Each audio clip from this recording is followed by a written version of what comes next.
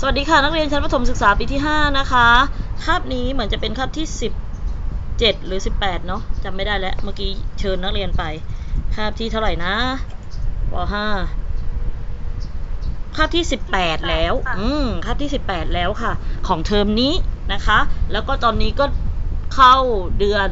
มกรามา10วันแล้วนะคะก็หวังว่านักเรียนนะคะคงจะนะคะตั้งใจเรียนกันเ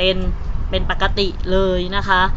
เดี๋ยววันนี้นะคะก็เรามาต่อกันเรื่องของเสียงนะคะครับที่เราพูดเรื่องของมลพิษทางเสียงนะคะหรือว่ามลภาวะทางเสียงไปนะคะวันนี้ก็ยังคงอยู่ในเรื่องของมลพิษหรือมลภาวะทางเสียงแล้วเดี๋ยวเราจะเคลียร์แบบฝึกหัดในหนังสือกันด้วยนะคะแต่ก็ยังมีคลิปนะคะให้นักเรียนนะคะที่น่าสนใจให้นักเรียนไปดูนะคะเดี๋ยวขอโทษอันนี้แป๊บหนึ่งปิดก่อนของน้องป .4 เขานะคะได้ของคุณครูก็ปิดก่อนนะคะโอเคเดี๋ยวก่อนที่จะไปอย่างอื่นเดี๋ยวคุณครูจัดระเบียบหน้าจอนิดนึงค่ะลูกครูจัดระเบียบหน้าจอของตัวเองนิดนึงอันนี้เดี๋ยวเราจะต้องมีกิจกรรมการทดลองเนาะเราจะมีกิจกรรมการทดลองเนาะไม่ต้องทำเสียงการทำเสียงแล้วมันอาจจะแบบว่าส่งการรบกวนชาวบ้านนี่เป็นมลพิษทางเสียงนะจ๊ะเดี๋ยวมีคลิปอันนี้ค่ะเขาบอกว่า noise หรือมลพิษทางเสียงที่ส่งผลต่อสุขภาพนะคะดูคลิปนี้กันนะคะเดี๋ยวคุณครูขอเปิดนี้แป๊บหนึ่งเพราะว่าต้องเช็คก่อนว่าเวลาเราเรียนแล้วซาวมันดีไหมนะคะเดี๋ยวขออนุญาตเปิดอันนี้ทำไมเป็นงี้ล่ะซาวนะคะมันก็ฟังแบบว่านักเรียนบอกได้ยินเสียงครูค่ะเดี๋ยวมันจะเกิดอาการเสียงดับไปนะคะซึ่งมันเกิดอยู่บ่อยๆนะคะเดี๋ยวคุณครูเซตระบบแป๊บหนึ่งให้มันมีเสียงทุกขั้นทุกตอนนะคะเดี๋ยวมันจะต้องเพิ่มมาอีกตัวนึงโอเคแล้วเดี๋ยวมันจะต้องเพิ่มมาอีกตัวนึงเดี๋ยวแป๊บนึงนะคะมลพิษทางเสียงที่มีผลกระทบต่อสุขภาพมีอะไรบ้าง Into Health มีคำตอบค่ะตอนนี้เดี๋ยวเราดูคลิปไปด้วยกันนะคะมลพิษทางเสียงที่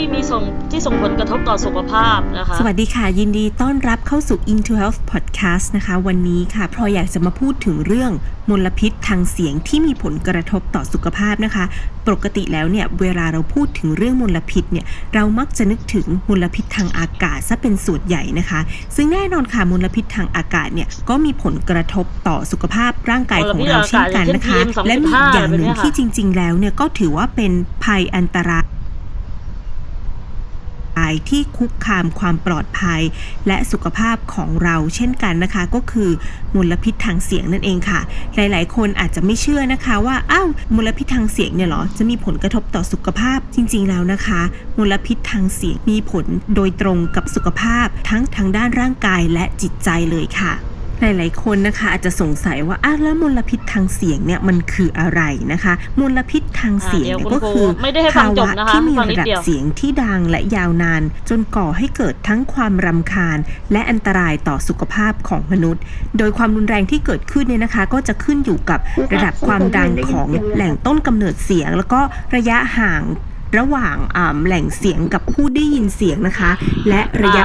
นะคะก็คือให้พอเข้าใจว่ามลพิษทางเสียงนะคะใครอยากดูเดี๋ยวคุณครูส่งลิงก์อันนี้ไ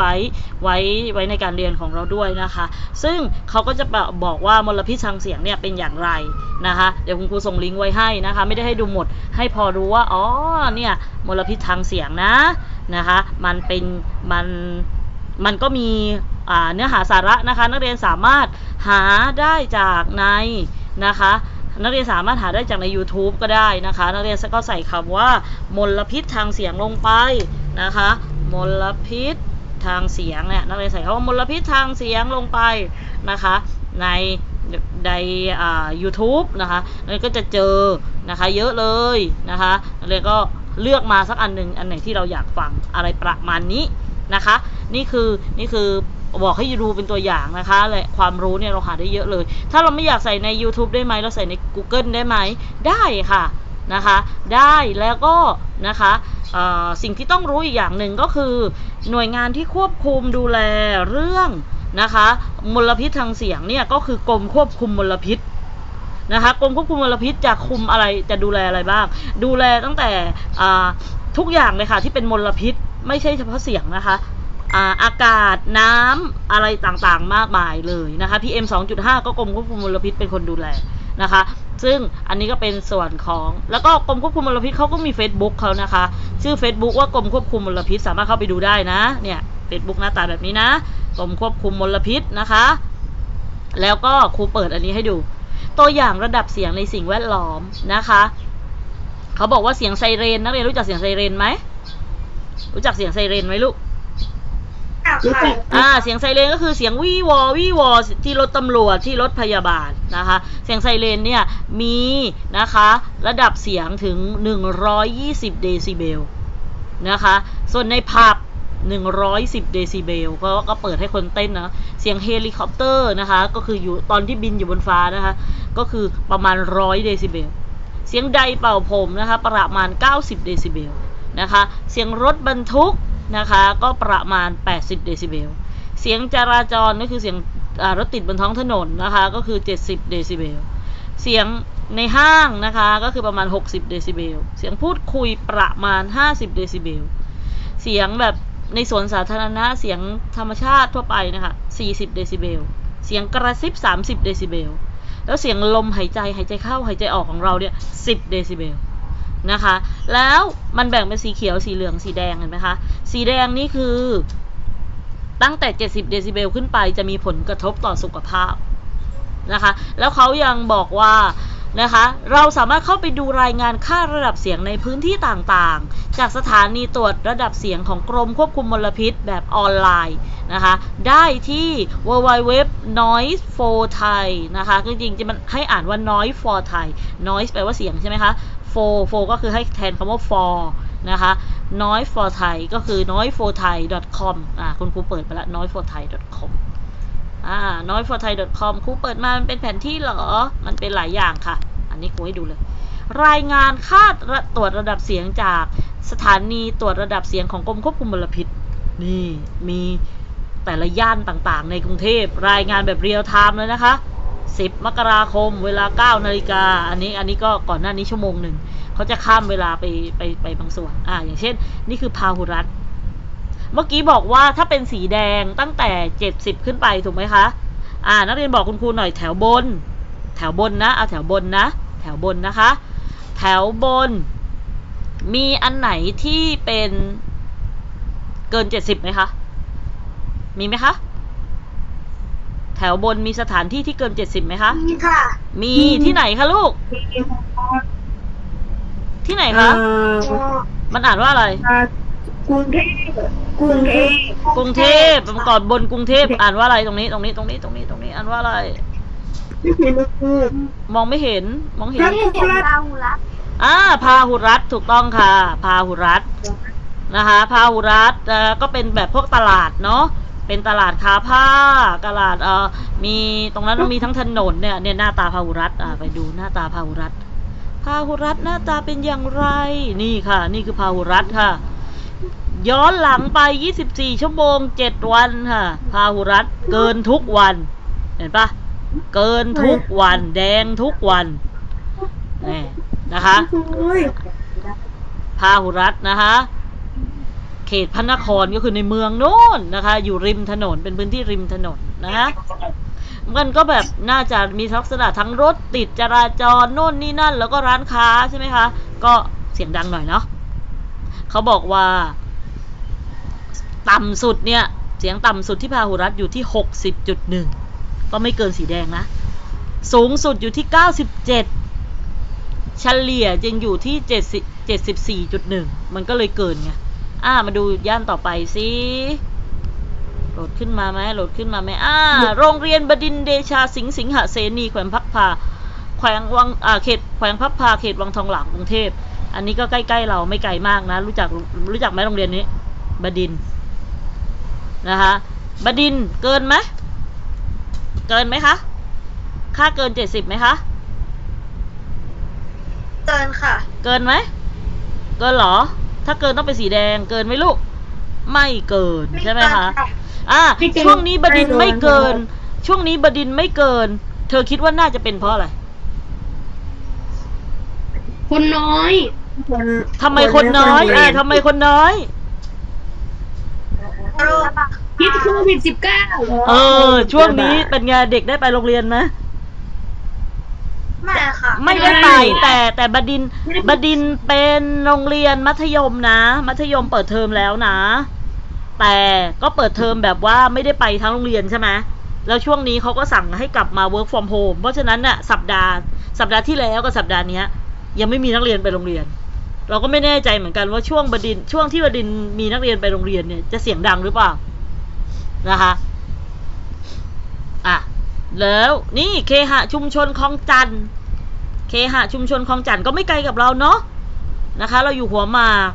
ตรงนี้เป็นคลองจันทน์ก็ 62.9 สนามกีฬาเคหะชุมชนห้วยขวางก็ไม่หนักนะมาดูตรงไหนนี่สถานีรถไฟฟ้าย่อยธนบุรี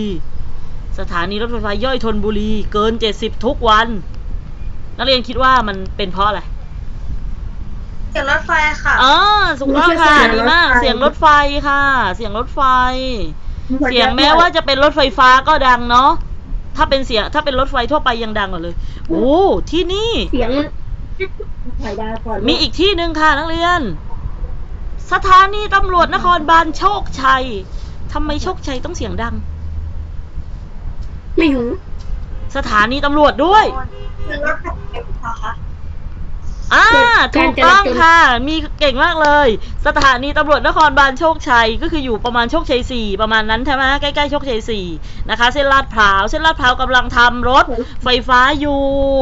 เพราะฉะนั้นมีสิทธิ์ที่เสียงจะดังแล้วก็สถานีตำรวจเนี่ยก็อาจจะมี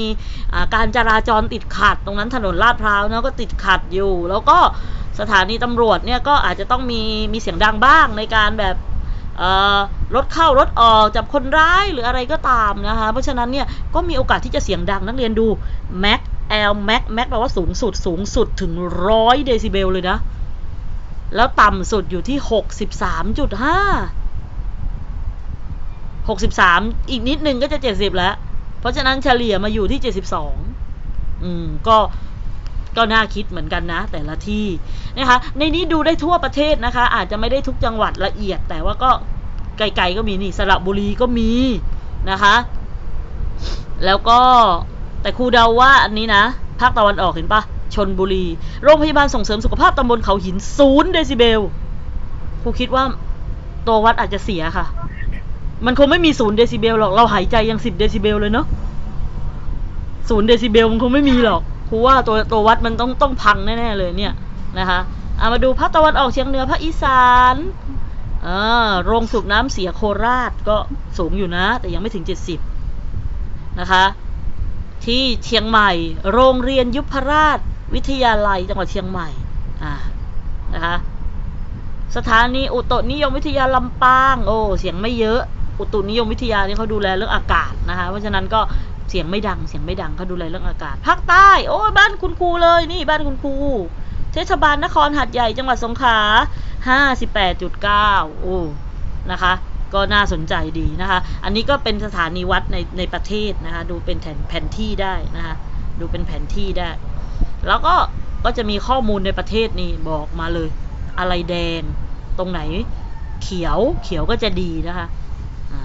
นี่นะคะนี่เราก็เข้าไปดูได้นะคะมันเป็นข้อมูลแบบเรียลไทม์นะคะโอเคเพราะฉะนั้นเดี๋ยวเราเปิดอันนี้ไปค่ะนักเรียนเปิดหนังสือเลยค่ะเปิดหนังสือไปกิจกรรมที่ 5.4 หน้าไหนหน้าเท่าไหร่ไม่รู้กิจกรรมแต่รู้ว่ากิจกรรมที่ 5.4 เอาเปิดเร็วหน้าที่เท่าไหร่ไม่รู้แต่ว่าเป็นกิจกรรมที่ 5.4 เอาเด็กๆเปิดเร็วๆกิจกรรมที่ 5.4 ในหนังสือหน้าไหนจ๊ะบอกเพื่อนหน่อยใครเปิดได้แล้วใครเปิดได้แล้วบอกเพื่อนหน่อยเร็วอยู่หน้าไหน 162ค่ะ 162ค่ะดีมาก162เปิดเลยตอนนี้เปิดเลยค่ะต้องเปิดหนังสือแล้วนะเพราะอะไรเราก็เตรียมดินสอด้วยเราจะเขียนกันแล้วนะคะเตรียมดินสอด้วยเราจะเขียนกันแล้ว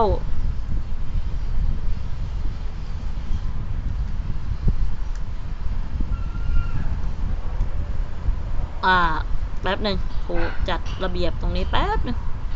ทำไมมันไม่นี่ฉันต้องการโอเคหน้าจอเต็มกิจกรรมที่ 5.4 ความดังของเสียงนะคะบอกคุณครูหน่อยสิเวลาชื่อกิจกรรมแล้วมันจะมีคำถามสำคัญอยู่คำถามสำคัญว่าไงขอ1 คนแจ้งชื่อตัวเองแล้วตอบของเสียงมีวิธีเดี๋ยวขอ1 คนแจ้งชื่อและตอบอย่าเพิ่งตอบสิแจ้งชื่อก่อนใครอยากตอบวัจิราวัจิราเชิญค่ะตอบไปสิคำถามสำคัญบอกว่ายังไงความดังของเสียงมีวิธีการวัดอย่างไรดีมากค่ะวัจิราความดังของเสียงมีวิธีการวัดอย่างไรนี่คือคำถามสำคัญนะคะแล้วเขาให้ทำอะไรนะคะเขาให้บอกว่านักเรียนจะต้องมีโทรศัพท์นักเรียนต้องมีโทรศัพท์ค่ะแล้วก็ติดตั้งโปรแกรมเครื่องวัดระดับเสียงครูเทนติดตั้งแล้วค่ะนะคะจำได้ไหมโปรแกรมอันนี้ที่เคยพูดให้มันเป็นแนวนอนไปนะมันบอกว่าให้ try ใช่ไหมไม่เป็นไรครูแบบใช้แบบฟรีๆไปอันนี้นะคะเครื่องวัดระดับเสียงนะครูมีอันนี้นะแล้วไงต่อเครื่องเป่าผมครูไม่มีเครื่องเป่าผมนักเรียนที่บ้านครูไม่เคยใดผมเองเดี๋ยวครูเปิดคลิปให้ฟังเสียงเครื่องเป่าผมนะแล้วก็นกหวีดครูก็ไม่มีนกหวีดอีกค่ะนักเรียนเปิดคลิปให้นะแล้วก็เขาก็ให้เรานะคะทำการทดลองนะคะวัดระดับเสียงที่ได้ยินนะคะและนะคะมาตอบคำถามก่อนทำกิจกรรมก่อนคำถามก่อนทำกิจกรรมของนักเรียนมีอยู่แล้วในหนังสือไม่ต้องเขียนโจทย์เหมือนครูนะคะคำถามก่อนทำกิจกรรมข้อ 1คำถามสำคัญในการทดลองคืออะไรเอามาจากไหนเอามาจากสิ่งที่วัจิราอ่านเมื่อกี้ถูกป่ะเพราะฉะนั้นไปเขียนเลยค่ะไปเขียนเลยเขียนว่าไงความดังของเสียงความดังของเสียงเขียนเลยค่ะความดังของเสียงมีวิธีการวัดอย่างไร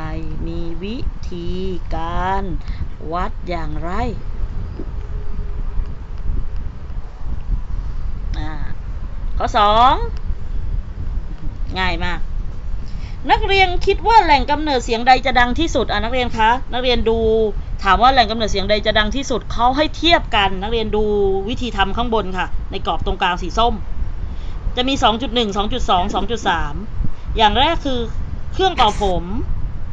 อย่างที่2คือเป่านกหวีดอย่างที่3คือเสียงคุยนักเรียนคิดว่าอันไหนจะดังที่สุดแล้วอันไหนจะค่อยที่สุดนกหวีดนักเรี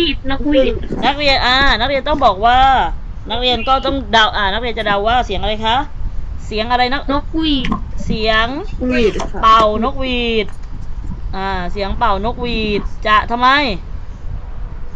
จะดังที่สุดแต่เขาถามดังที่สุดอย่างเดียวไหมเขาไม่ได้ถามดังที่สุดอย่างเดียวแต่เขาถามว่าอะไรด้วยอะไรค่อยที่สุดใช่ไหมและเสียงอะไรจะค่อยที่สุดใน3อันนี้นักเรียนคุยเป็นเวลา1 นาทีค่ะไม่ต้องเขียนยาวเนาะเสียงอะไรเสียงคุยกันเขียนว่าแค่เสียงคุยกันจะค่อยที่สุดอันนี้เป็นการเดาของเรานะทุกคนเห็นตรงกันว่าเป็นแบบนี้นะคะต่อไปข้อ 3ตัวแปรควบคุมของการทดลองนี้นักเรียนคะเวลาเราทำการทดลองคือง่ายๆเขาก็บอกว่ามันมีแอปในโทรศัพท์ใช่ไหมอันนี้เป็นโทรศัพท์นะมันต้องตั้งเป็นสี่เหลี่ยมผืนผ้าสิโทรศัพท์เราไม่เป็นสี่เหลี่ยมจัตุรัสนี่โทรศัพท์แล้วก็เสียงใช่ไหมคะเสียงก็จะมีไดร์เป่าผมสมมุติไดร์เป่าผมนะคะ ทำไมดูเหมือนปืนเลยไดร์เป่าผมนะคะ มีไดร์เป่าผมมีนกหวีดใช่ไหมมีนกหวีดปิ๊ดปิ๊ดแล้วก็มีเสียงคุยกันแล้วเป็นคนคุยกัน2 คนนักเรียนคะ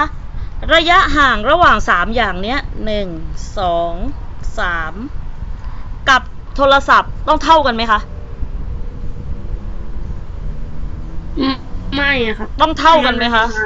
ถ้าตามหลักการทดลองเนี่ยต้องเท่าไหมคะไม่ค่ะไม่แล้วถ้าไม่แล้วก็แสดงว่าถ้าเกิดว่างั้นถ้าครูเอานกหวีดไปอยู่ใกล้โทรศัพท์กับเอานกหวีดมาอยู่ตรงนี้ผลการทดลองมันเหมือนกันเหรอ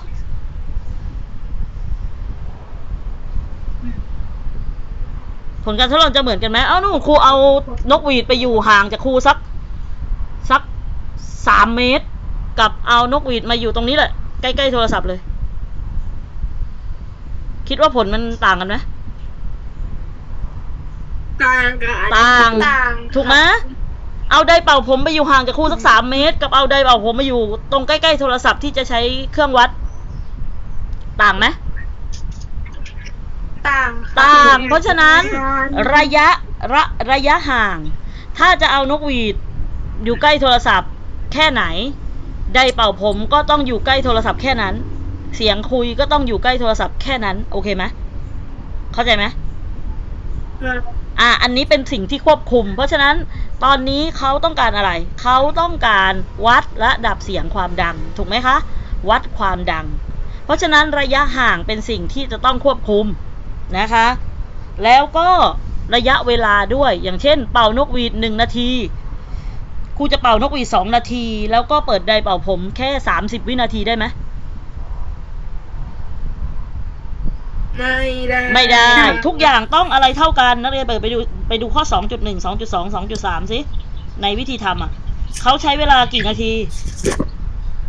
1 นาที1 นาทีหมดเลยทั้ง3 อันเพราะฉะนั้นเขาต้องควบคุมอะไรด้วยแปลว่าควบคุมเวลาเขาควบคุมระยะห่างเท่ากันเวลาก็เท่ากันแล้วต้องใช้โทรศัพท์เครื่องเดียวกันไหมหรือว่าเอาโทรศัพท์ของครูเทนวัดเครื่องหนึ่งเอาโทรศัพท์ของวัดจิราวัดเครื่องหนึ่งเอาโทรศัพท์ของอดิศรวัดเครื่องหนึ่งต้องใช้โทรศัพท์เครื่องเดียวกันไหมควรจะเป็นเครื่องเดียวกันไหมไม่จำเป็นไม่จำเป็นหรอแล้วถ้าเกิดว่าโทรศัพท์ของอดิศรใช้แอปพลิเคชันหนึ่งในการวัดโทรศัพท์ของวัดจิราใช้อีกแอปพลิเคชันหนึ่งแล้วโทรศัพท์ของครูเทนก็ใช้อีกแอปพลิเคชันหนึ่งมันจะเหมือนกันไหม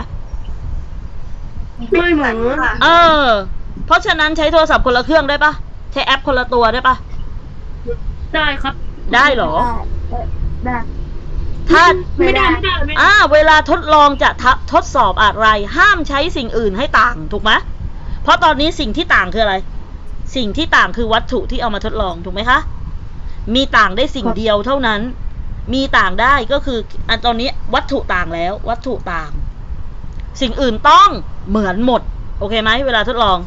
เพราะฉะนั้นการเซตการทดลองใดๆก็ตามถ้าเราจะศึกษาอะไรสิ่งนั้นต้องต่างที่เหลือต้องให้เหมือนกันให้หมดเข้าใจไหมคะถ้าจะทดลองว่าใช้น้ำ3 ขันในการอาบน้ำแล้วใครอาบน้ำสะอาดที่สุดเพราะฉะนั้นทุกคนก็ต้องอาบ3 ขันทุกคนต้องใช้สบู่แบบเดียวกันทุกคนต้องใช้เวลาในการอาบเท่ากันมีวิธีในการอาบเหมือนกันเปี๊ยบเข้าใจไหม เพราะฉะนั้นเนี่ยง่ายๆเลยการทดลองเนี่ยถ้ามีอะไรต่างแล้วที่เหลือต้องเหมือนกันหมดเพราะฉะนั้นข้อนี้เขาบอกว่าตัวแปรควบคุมของการทดลองนี้คือเขาจะถามสิ่งที่เหมือนค่ะเพราะฉะนั้นสิ่งที่เหมือนสิ่งที่1คืออะไรระยะห่างของวัตถุทดลองกับอุปกรณ์กับอุปกรณ์วัดเสียงใช่ไหมคะ ระยะห่างของวัตถุทดลองกับอุปกรณ์วัดเสียงต้องเท่ากันสอง ทำไงก่อนนึกว่าเวลา สองอะไรระยะเวลาในการทดลองต้องเท่ากันระยะเวลาในการทดลองต้องเท่ากันข้อ 3 อุปกรณ์วัดเสียง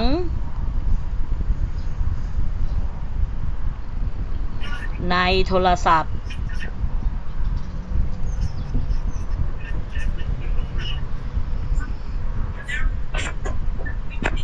เป็นโปรแกรมเดียวกันก็คือเป็นแอปเดียวกันนั่นแหละไม่ใช่ครูเทนใช้แอปอันหนึ่งไปวัดเสียงนกหวีดแล้วใช้อีกแอปหนึ่งไปวัดเสียงไดร์เป่าผมไม่ได้ นะคะโอเครีบลอกเร็วๆและเปิดหน้าต่อไปเลยค่ะ164ใครเสร็จแล้วหรือว่าใครบอกครูเขียนไม่ทันเพื่อนเป็นคนเขียนช้าแคปหน้าจอไว้ค่ะแคปหน้าจอไว้ค่ะเดี๋ยวกลับมาเขียนค่ะเอาเร็วๆเปิดหน้า164นะครูไปต่อไปแล้วนะหน้า164ค่ะของนักเรียนมันมีเป็นตารางมาใช่ไหมคะ1 2 3มีชื่อไดร์เป่าผมครูเขียนย่อๆนะไดร์นะคะนกหวีด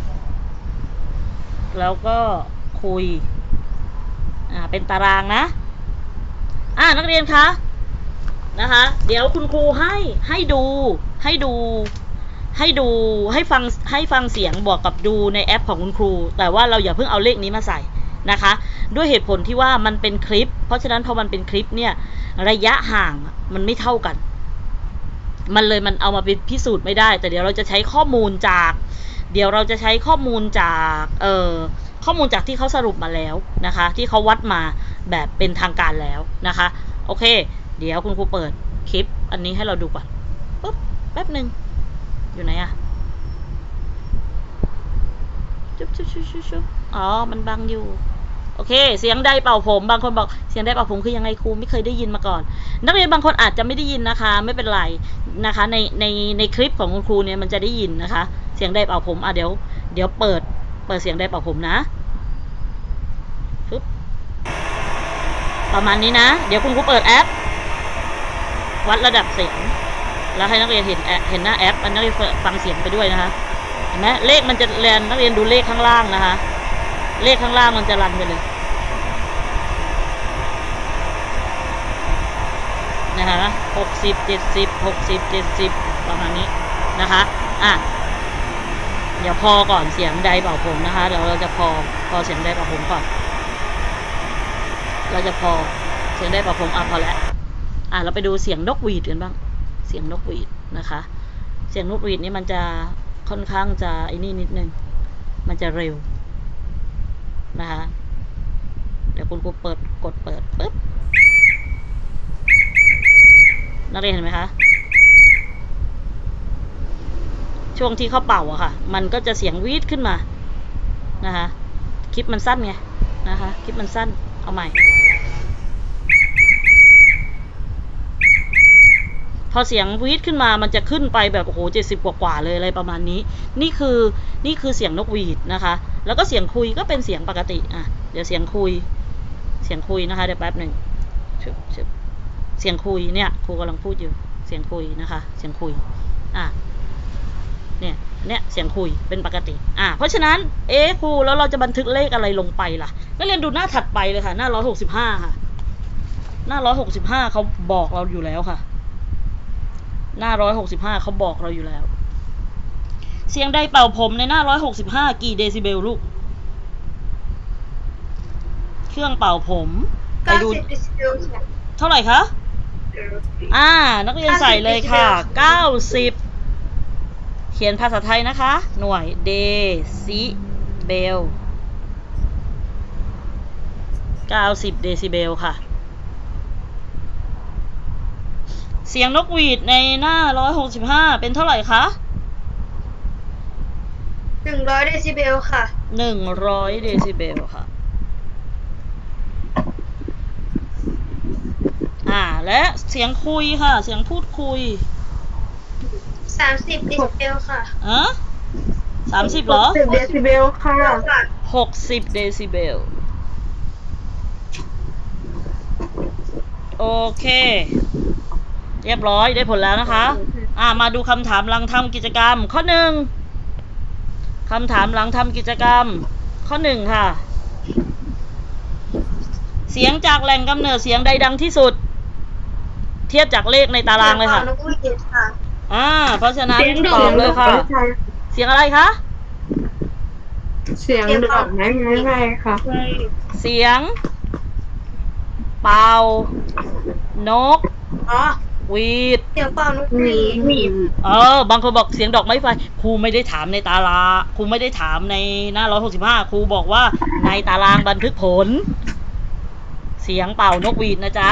ข้อ 2 เสียงจากแหล่งกำเนิดเสียงใดค่อยที่สุด เสียงพูดคุยค่ะ เสียงพูดคุย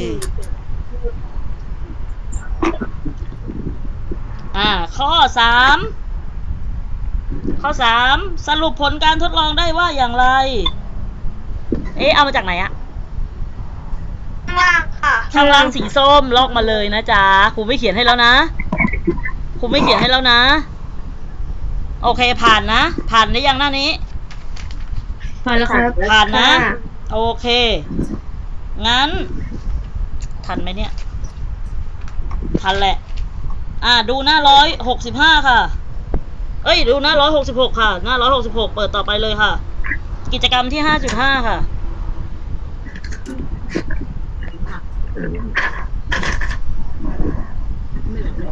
กิจกรรมที่ 5.5 กิจกรรมที่ 5.5 ค่ะ ชื่ออันตรายจากเสียงนะคะ ชื่อกิจกรรมว่าอันตรายจากเสียง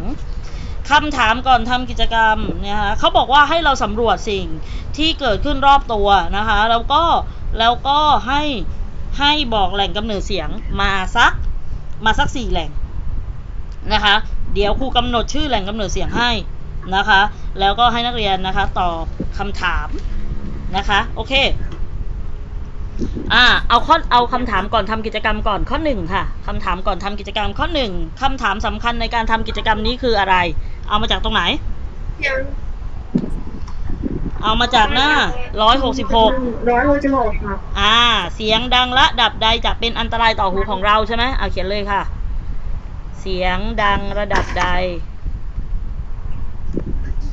จะเป็นอันตราย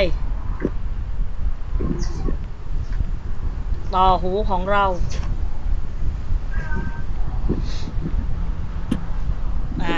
ข้อที่ 2อันนี้นักเรียนสามารถยกตัวอย่างได้เองเลยค่ะนักเรียนคิดว่าแหล่งกำเนิดเสียงใดบ้างที่เป็นอันตรายต่อการได้ยินนะคะแหล่งกำเนิดเสียงที่เป็นอันตรายต่อการได้ยินนักเรียนคิดว่าเสียงอะไรที่มันดังๆแล้วมันเป็นอันตรายต่อเราอะค่ะนักเรียนช่วยยกตัวอย่างมาหน่อยสิเสียงอะไรอีก เสียงเครื่องบินค่ะ เสียงอะไรเสียงอะไรนะเสียงเครื่องบินดีมากเลยเก่งมากๆเลยเสียงเครื่องบินเสียงเครื่องบินเสียงอะไรอีกเสียงระเบิดได้ไหมได้ค่ะเสียงดอกไม้ไฟเสียงระเบิดเสียงระเบิดเสียงดอกไม้ไฟเขียนดอกไม้ไฟหรือเสียงพลุนะคะยกตัวอย่างได้แล้วนะคะเพราะฉะนั้นนะคะอันนี้ข้อนี้เสร็จแล้วนะมาดูตารางเลยค่ะแหล่งกำเนิดเสียงเดี๋ยวครูใส่ชื่อแหล่งกำเนิดเสียงให้นะคะ4แหล่งกำเนิดเสียงแล้วนักเรียนเอาไปใส่ในตารางมันมี4ช่องใช่ไหมนะคะมันจะเป็นช่องนะช่องตารางนะครูไม่ทำหัวตารางแล้วนะลูกเดี๋ยวมันช้ามันเป็นช่องตารางนะครูใส่ให้นะ1เสียงขุดเจาะถนน น้องจะเติมเลยค่ะ เสียงขุดเจาะถนน 1 เสียงขุดเจาะถนน เติมเลยค่ะ 2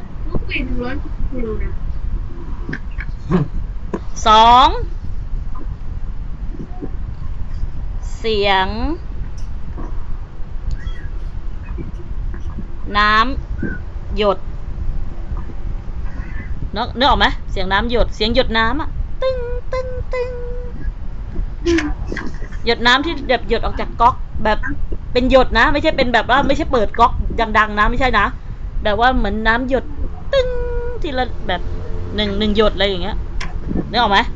เข้าใจคำว่าเสียงน้ำหยดยังเข้าใจค่ะ ต่อไปเสียงข้อ 3 เสียง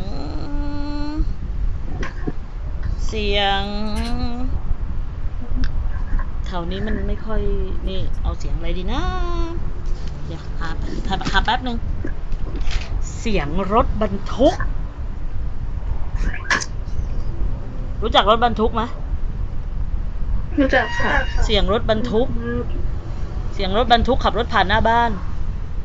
มีใครไม่เคยได้ยินเสียงรถบรรทุกขับรถผ่านหน้าบ้านบ้างดังไหมก็ดังอยู่เนาะต่อไปค่ะบรรทัดที่ 4ค่ะเสียงลมพัดเอาลมพัดปกตินะคะไม่ใช่ลมพายุนะคะเอาลมพัดปกตินะคะไม่ใช่ว่าพายุกำลังมาครูเทนเสียงลมพัดตึ๊กไม่ใช่เสียงลมพัดเนี่ยแหละลมพัดทั่วไปปกตินะคะมันแบ่ง2ช่องค่ะลูกมันแบ่ง2ช่องนะเขาบอกว่าช่องแรกเป็นอันตราย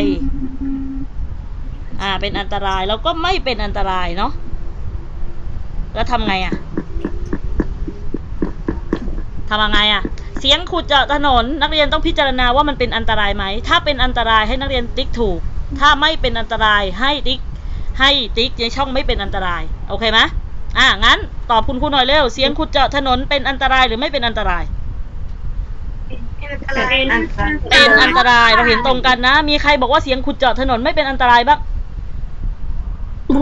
โอ้ยไม่ได้เลยต้องเป็นอันตรายแน่นอนเสียงน้ำหยดเป็นอันตรายไหมคะน้ำหยดติ้งไม่เป็นโอ้ยมีใครแบบว่ารู้สึกว่าฟังเสียงน้ำหยดแล้วแบบเครียดมีไหมไม่มีนะคะโอเคเสียงรถบรรทุกขับรถผ่านหน้าบ้านโอ้ถ้าได้ยินตลอดเวลาคงประสาทเสียหน้าดูนะคะเสียงลมพัดล่ะคะลมพัดปกตินะคะไม่ใช่ลมพายุไม่เป็นอันตรายเก่งจังเลยเปิดหน้าต่อไปเลยจ้า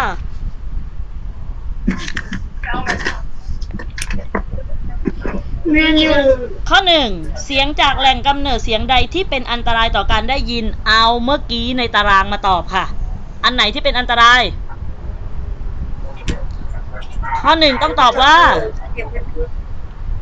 อดิศรตอบครูหน่อยข้อ 1ต้องตอบว่าเสียงขุ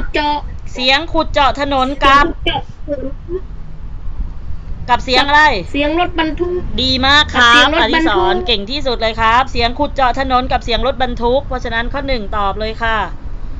ข้อ 1กิจกรรมหลังนะคะคำถามหลังทำกิจกรรมตอบว่าเสียงขุดเจาะถนน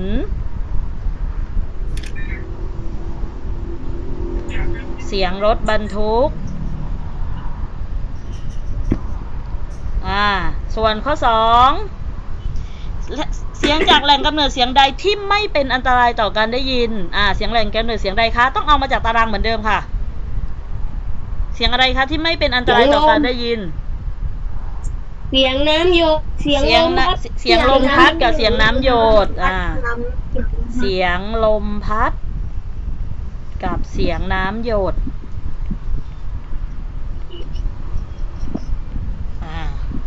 ข้อ 3สรุปผลการทำกิจกรรมนี้เขาให้เลือกค่ะเลือกอันไหนอ่านดูเร็วเลือกอันไหนอันบนหรืออันล่าง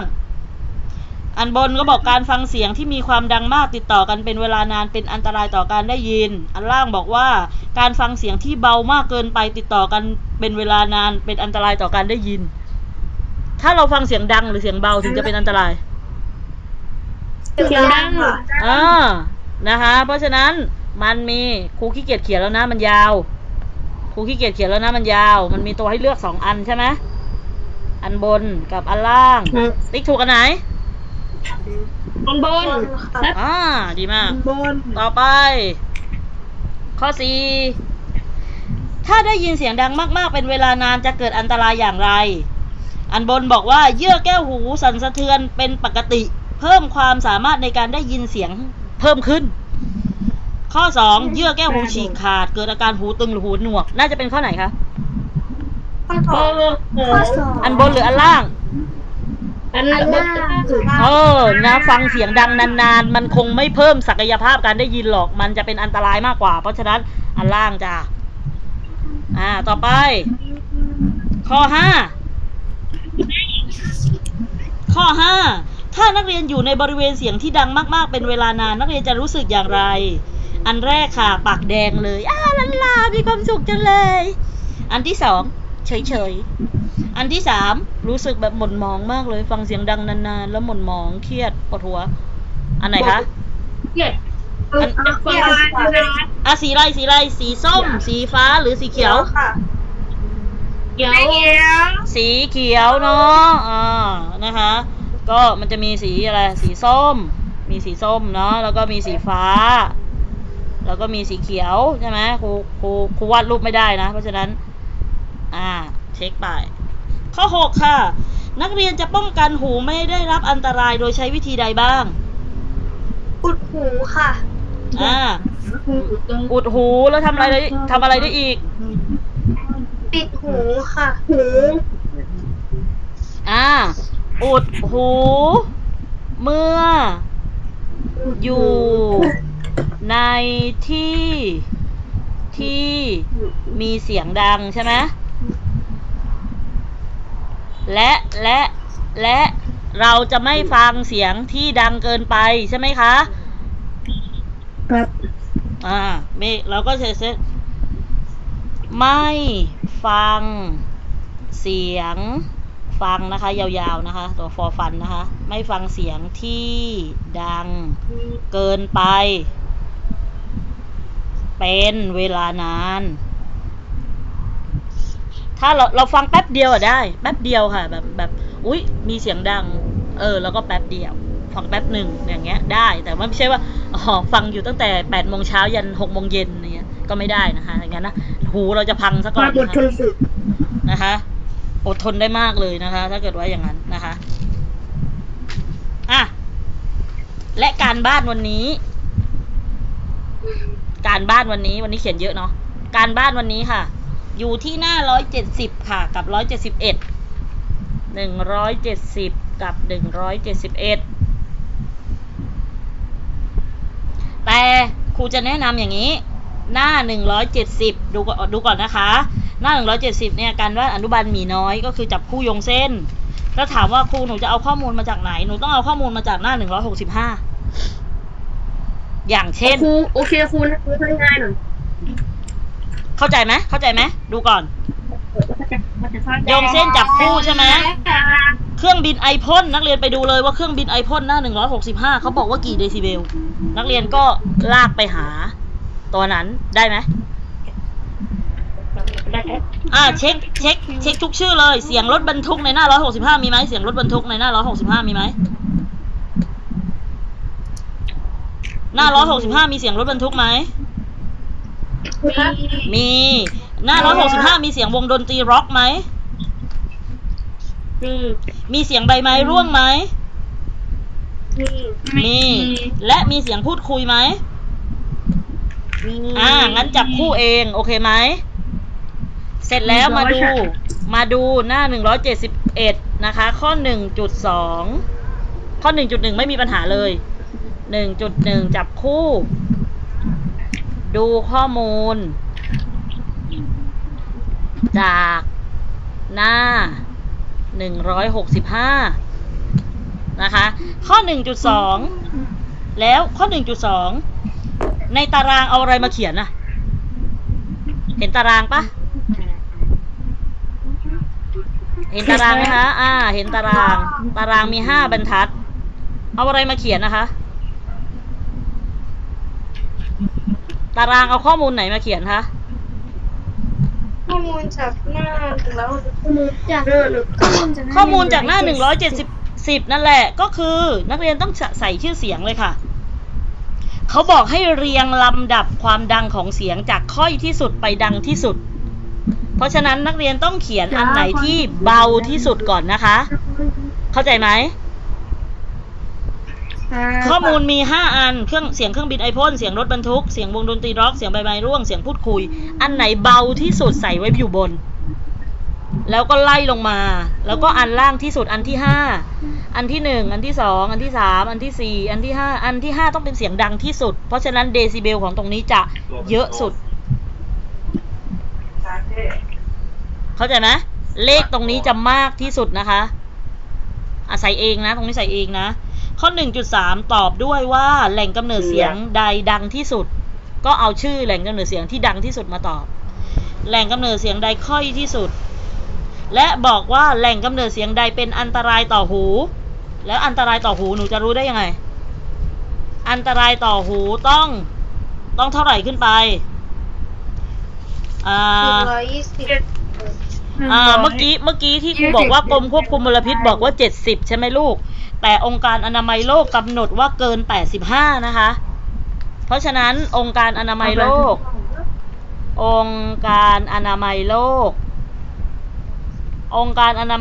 กบอกว่าเกิน85เดซิเบลจึงอันตรายเพราะฉะนั้นเกิน85ค่ะจริงๆแล้วเนี่ย70เนี่ยถือว่าน้อยเกินไปเพราะว่าเสียงพูดคุยมันก็ราวๆ60แล้วลูกเสียงพูดคุยก็ราวๆ60ถ้าเกิดว่าเป็นคนเสียงดังหน่อยมันก็70ถึงเพราะฉะนั้นเนี่ยเกิน85เนี่ยมันเป็นเลขที่เหมาะสมมากกว่าเป็นการกำหนดจากองค์การอนามัยโลกนะคะไม่ประเทศไทยไม่ได้กำหนดนะคะโลกในโลกใบนี้เขาตกลงร่วมกันแล้วว่า85เพราะฉะนั้นข้อ 1.5 จะตอบอะไรสิ่งนั้นต้องเกิน85เข้าใจไหมอันไหนเกิน85ใส่ชื่อมาให้หมดใส่ชื่อมาให้หมดในที่นี้หมายถึง5อันนี้นะไม่ใช่ไปเอาหน้า165มาใส่หมดนะไม่ใช่นะคือหมายถึง5อันเนี้ยเสียงเครื่องบินไอพ่นเสียงรถบรรทุกเสียงวงดนตรีร็อกเสียงใบไม้ร่วงเสียงพูดคุย5อันนี้อันไหนเกิน85ใส่ลงไปในข้อ 1.5 โอเคไหมก็ไม่ได้ยากเลยง่ายจะตายการบ้าน2หน้ามีปัญหาไหมไม่มีครับไม่มีอย่าลืมใส่ชื่อนะบ่มียังบ่มีอีหยังเนาะบ่มีอีหยังเพราะฉะนั้นคาบหน้าสอบได้ไหมได้ครับได้ไหมจ๊ะ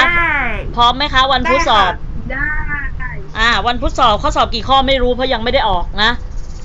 20 ถึง 25ข้อประมาณนั้นแหละไม่เกิน30ข้อหรอกยิ่งเยอะยิ่งง่ายข้อสอบยิ่งน้อยยิ่งยากยิ่งเยอะยิ่งง่ายเพราะฉะนั้นเนี่ยครูบอกเลยว่า20 ถึง 30ข้อไม่เกินนี้โอเคไหมแต่เรื่องเนี้ย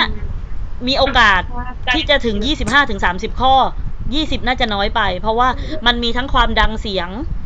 ความถี่เสียงใช่ไหมมีมลพิษทางเสียงเพราะฉะนั้นมีหลายเรื่องเนาะมีการได้ยินเสียงอีกการได้ยินของหูอีกมีหลายหัวข้อย่อยเพราะฉะนั้นนะคะสอบทั้งเรื่องเสียงทั้งหมดเลยนะคะเตรียมตัวไว้ให้ดีครับหน้านะคะมีเวลาอ่านวันนี้พรุ่งนี้และวันเช้าวันพุธนะคะวันพุธเราสอบเจอกันวันพุธนะคะเพื่อสอบโอเค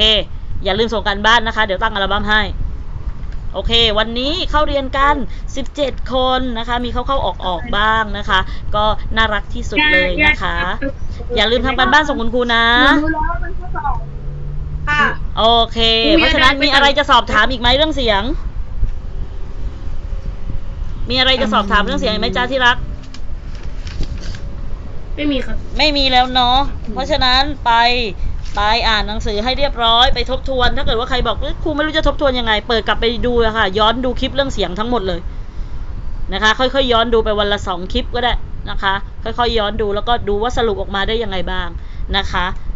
โอเคเพราะฉะนั้นพบกันใหม่คาบหน้าค่ะนักเรียนเพื่อสอบคาบหน้าเข้าเรียนแป๊บนึงแล้วก็สอบนะเข้าเรียนแป๊บนึงก่อนเดี๋ยวครูอาจจะสรุปให้เรียนจิตนะคะแล้วก็สอบโอเคไหมนะคะโอเคค่ะพบกันใหม่ครับหน้าค่ะเด็กๆสวัสดีค่ะ วัสดี ส ค่ะ วัสดีค่ะ ค่ะ สวัสดีค่ะ